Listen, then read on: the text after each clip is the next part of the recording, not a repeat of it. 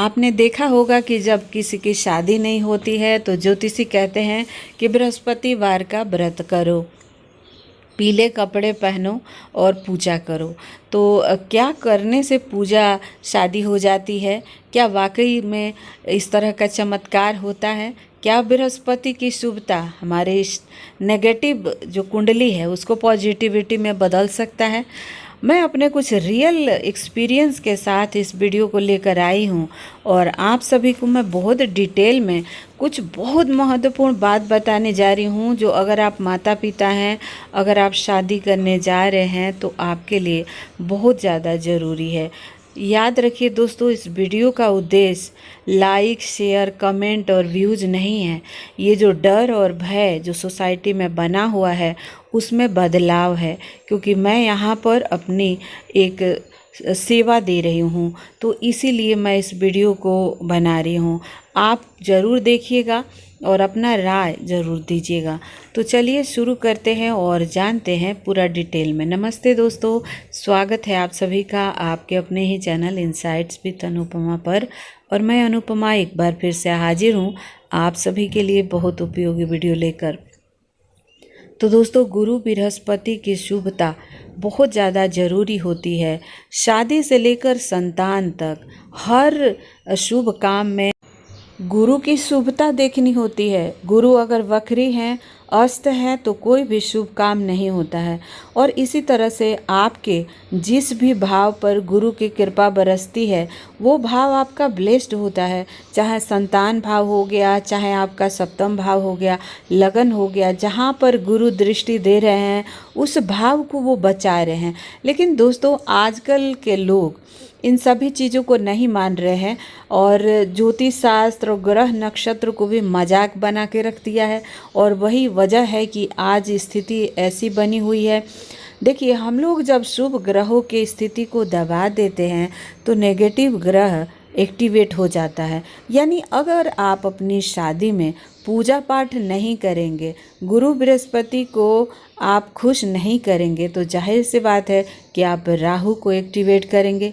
और राहु एक्टिवेट होगा तो क्या होगा? भ्रम उत्पन्न होगा और भ्रम में आकर आप जो डिसीजन लेंगे वो आपको खड्डे में गिराएगा। तो शुक्र जो है वो चकाचौंध का ग्रह है, लेकिन गुरु बृहस्पति के घर में उच्च का होता है।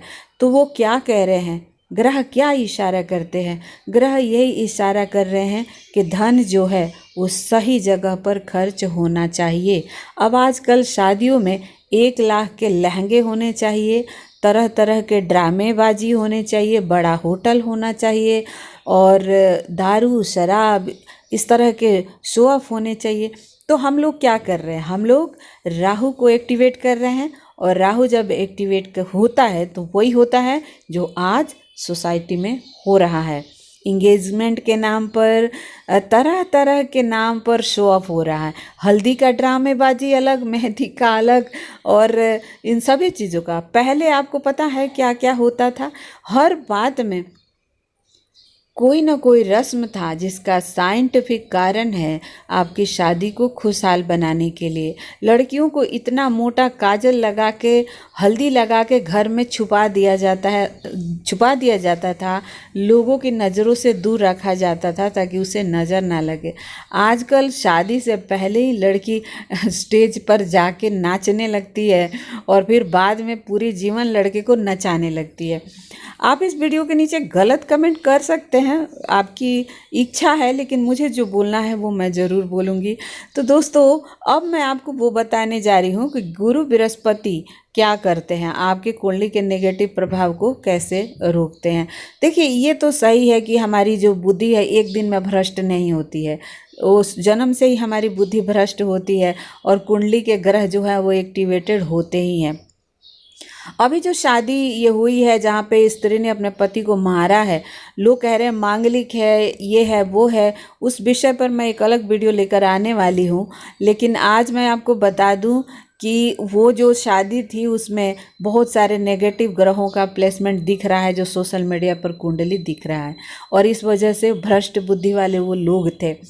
तो अगर हमारी कुंडली में भी खराब ग्रह है तो हमारे विचार भ्रष्ट होते ही हैं। अब मैं अपनी बाई के एक बात कर लूँ, क्योंकि आज उसी के थ्रू मुझे ये ज्ञान मिला है। तो दोस्तों, उसके भाई की शादी नहीं हो रही थी और वो बहुत परेशान थी। एक लड़की से उसका अफेयर था। 4-5 साल साथ रहने के बाद इन लोगों ने कहीं मंदिर में शादी कर लिया था, लेकिन लड़की के माता पिता को जैसे ही पता चला, लड़की को घर में बंद कर लिए और बोले कि इसके पास नहीं जाएगी। और ये अब दूसरी शादी करने लगा था, दूसरी लड़की ढूंढ रहा था। उस लड़की को जैसे पता चला, वो एकदम स्टैंड लेने लगी, फ़ोन करने लगी, रोने लगी, बोली कि मैंने तुमसे शादी किया है और तुम कैसे मेरे साथ ऐसा कर सकते हो। और ये लड़का बोला कि मैं तो आज भी तुम्हारे लिए इंतज़ार कर रहा हूँ, लेकिन तुम्हारे मम्मी पापा नहीं भेज रहे हैं। तो दोस्तों, फिर क्या हुआ, मेरे से मेरी बाई ने शगुन करवाया और मैंने कहा कि तेरी भाई की शादी इस साल हो जाएगी, ऐसा मुझे मिला था, मतलब पॉजिटिव साइन मिला था। फिर इन लोगों ने अपने किसी ज्योतिषी को दिखाया, तो उसने भी बताया कि आप 41 दिन तक ये उपाय करो। क्या उपाय था? बृहस्पतिवार के दिन नहा करके, स्नान करके और एक मंदिर में जाना है, उसी मंदिर में डेली जाना है, मंदिर को बदलना नहीं है, और सिर्फ नहाकर वहाँ जाना है और भगवान को प्रणाम करना है।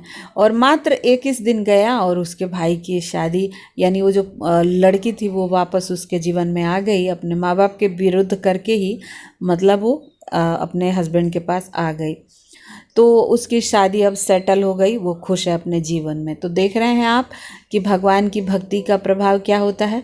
आपके जीवन में कितने भी दुर्योग कुंडली में है, परंतु ईश्वर के शरणागति से उसे दूर होना तय है। ऐसा मैं नहीं कह रही हूँ, मेरे गुरुदेव कहते हैं, कुंडली को फाड़ कर फेंक दो, कर्म अच्छे करो, तुम्हारी कुंडली अच्छी बन जाएगी।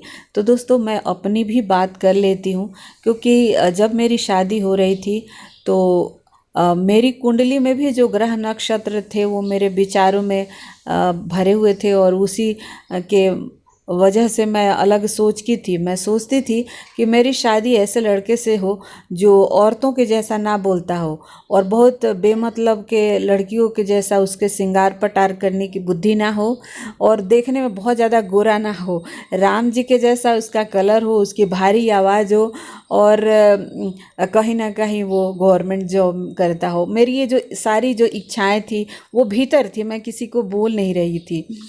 और ये मैं अब माँ बाप के बाद कोई अगर होता है जो दिल का बात आपको सुनता है, वो भगवान होते हैं। और इसीलिए मैंने सुना था कि गुरुवार का व्रत करने से आपकी इच्छा पूरी होती है, और मैंने लगातार 2 साल तक व्रत करना शुरू कर दिया।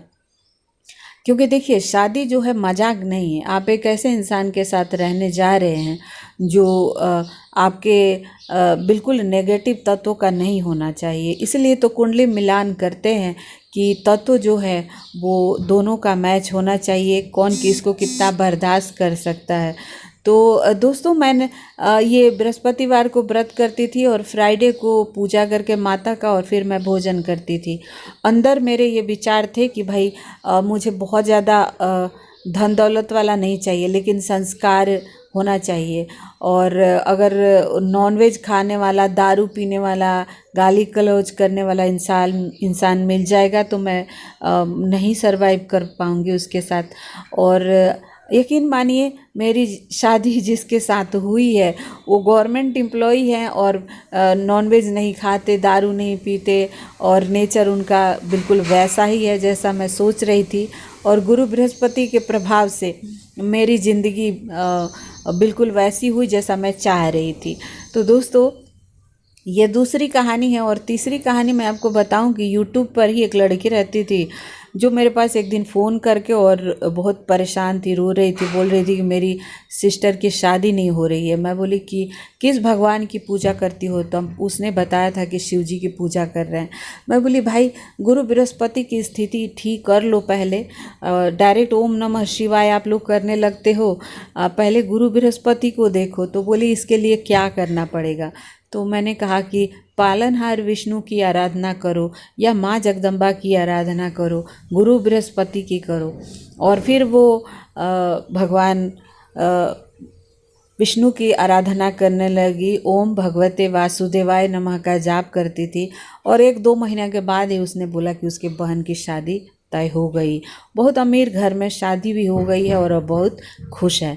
तो कहने का मतलब ये है कि बिना ईश्वर के आशीर्वाद के ये गृहस्थ जीवन अच्छा नहीं हो सकता है।